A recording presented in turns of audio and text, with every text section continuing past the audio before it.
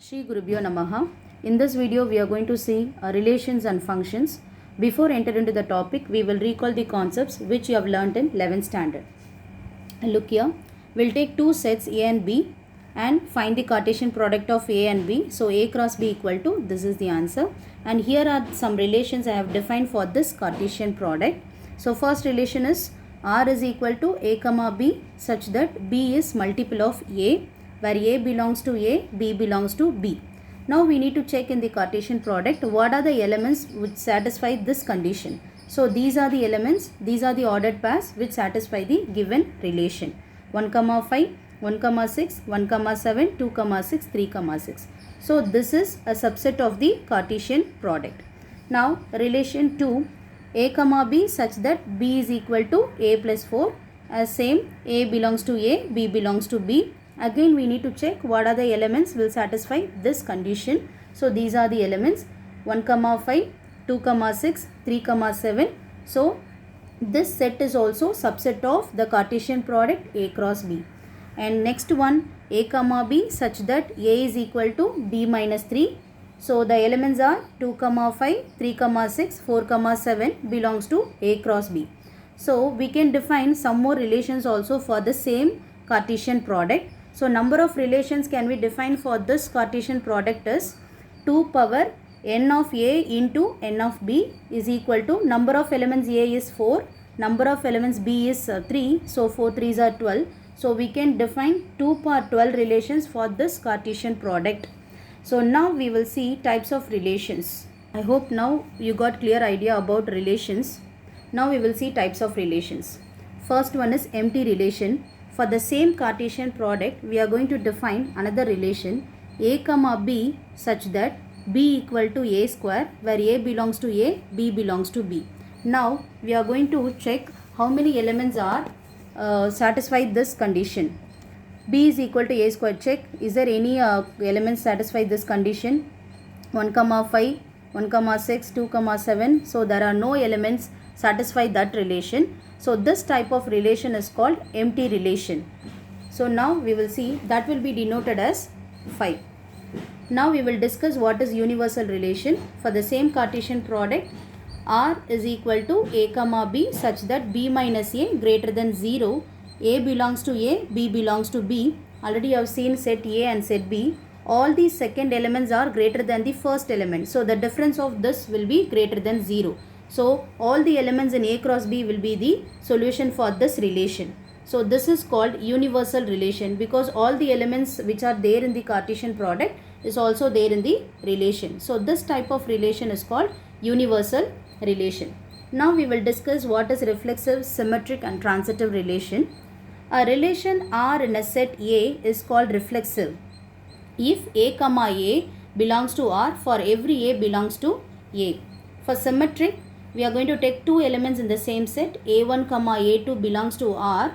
If this ordered pair belongs to R, automatically the second pair, that is A2 comma A1, the reverse of this belongs to R. For all A1 and A2 belongs to A. That type of relation is called symmetric. Then transitive is if A1 comma A2 belongs to R and A2 comma A3 belongs to R, then A1 comma A3 belongs to R. So all three elements are belong to the given set A. Now we will discuss what is equivalence relation. A relation R in a set A is said to be an equivalence relation if R is reflexive, symmetric and transitive. When a relation is said to be equivalence, that relation should satisfy all three conditions. Now we will discuss all three conditions through an example. Now we will discuss equivalence relation through an example. Let T be the set of all triangles in a plane with R a relation in T given by T1 comma T2 such that T1 is congruent to T2. Show that R is an equivalence relation. So we need to check whether this is symmetric, reflexive and transitive. So first one is reflexive. What is reflexive? We need to take one triangle, that is T1. So T1 comma T1. For example, you are taking triangle 1. So T1 comma T1. Which means what is that? T1 and T1 are same triangle. So which means both are congruent to each other. So it is reflexive. Then next condition is symmetric. So first one is you are taking two triangles belongs to R, which means T1 is congruent to T2. T1 comma T2 belongs to R means it satisfies the given relation. What is the given relation? The given two triangles are congruent to each other. So T1 comma T2 belongs to R. It implies T1 is congruent to T2. Now T1 is congruent to T2, it means T2 is also congruent to T1. So both are congruent to each other. So T2 congruent to T1. So it implies T2 comma T1 belongs to R. So T1 comma T2 belongs to R. It implies that T2 comma T1 belongs to R. Hence it is symmetric. Now if T1 comma T2 belongs to R and T2, we are taking three triangles T1, T2, T3. T1, T2 belongs to R means T1 is congruent to T2. T2 comma T3 belongs to R means T2 congruent to T3. So automatically T1 congruent to T3. So which means T1 comma T3 belongs to R. It is transitive. So the given relation is equivalence relation. Now we will see what is equivalence class. Now we are going to discuss what is equivalence class. We will see this concept through an example. So relation R in the set Z of integers given by R is equal to A comma B such that 2 divides A minus B. I hope you all know what is 2 divides A minus B. A minus B divided by 2. Now we are going to discuss whether this relation is equivalence or not. So what are the conditions for equivalence? We need to check whether it is reflexive, symmetric and transitive. First one is reflexive. R is reflexive because you are taking two numbers from the integers. One number, that is we need to take a single number. So for example, you are taking 2 minus 2 will become 0. 0 divided by 2 is 0. So R is reflexive. Now symmetric. If A comma B belongs to R, which means it satisfies the relation. So A minus B is the multiple of 2. That is only given in the question. 2 divides A minus B. So A minus B is equal to 2k. K is some constant. So take minus common. B minus A is equal to 2k. Then minus, multiply minus on both sides. Then you will be getting B minus A is equal to 2 into minus k. Which means B minus A is also multiple of 2. So we can say that B minus A is divisible by 2. So that is also belongs to the relation. So B comma A belongs to R. So we start up with A comma B belongs to R. We end up with B comma A belongs to R. So it is symmetric. Now we'll see transitive. A comma B belongs to R, which means A minus B equal to 2m, where m is some constant. And B comma C belongs to R, where B minus C equal to 2n, where n some constant. Now we are going to check A minus C. A minus C can be written as A minus B plus B minus C. We can cancel this and this, you will be getting the original one. So A minus B value is 2m. Then B minus C is 2n. Take 2 common.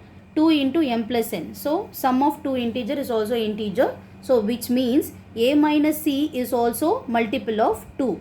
A minus C is also divisible by 2. So it belongs to the relation. So A comma B belongs to R. B comma C belongs to R. So it implies A comma C belongs to R. Hence it is transitive. So the given relation satisfies all three conditions. Hence it is an equivalence relation.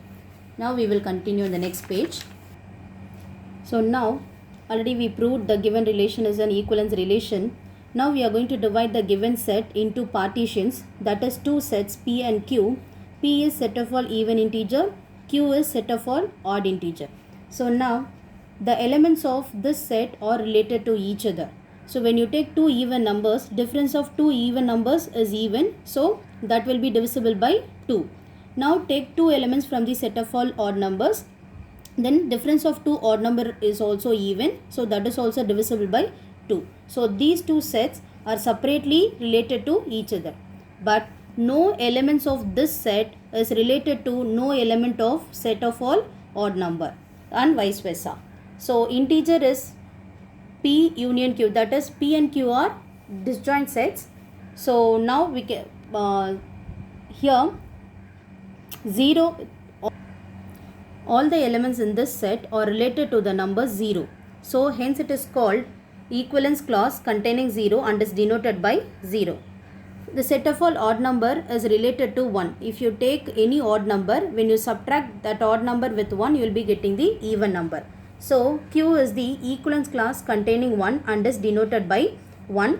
So the partitions P and Q are called equivalence clause of this relation. I hope you all understood the concepts of which are required for exercise 1.1. We will do the problems in the next video. Thank you.